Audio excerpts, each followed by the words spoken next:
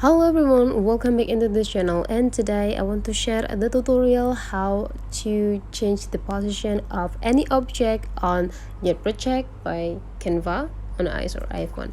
So first thing we're gonna do is just open and have the project on the Canva. Here I already have my project open here, and for the next thing let's add a several object here by clicking the plus button. So I want to put more pictures on this, so let's do it this, and then just click add to page. Okay, and after you find, you just need to click and adjusting the size, and after that, okay, let's try with this.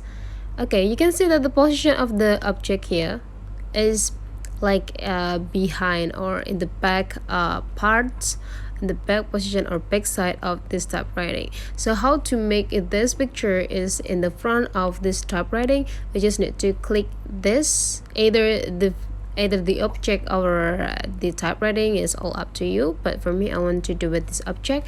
So after you click it, it will be generate into the accessibility of the features down here. You just need to slide into the left side until you found a positions right here. Now that, you just need to click it, and you can choose if you want this picture is in the one side forward into the other project or the other object. You just need to click it forward, and then it will be moved so that the typewriting will be like one step or one side behind this picture. And if you want to send it into the back, just click it backward twice. If you want this picture is in the lowest part of this layers, so okay, I want to do it this.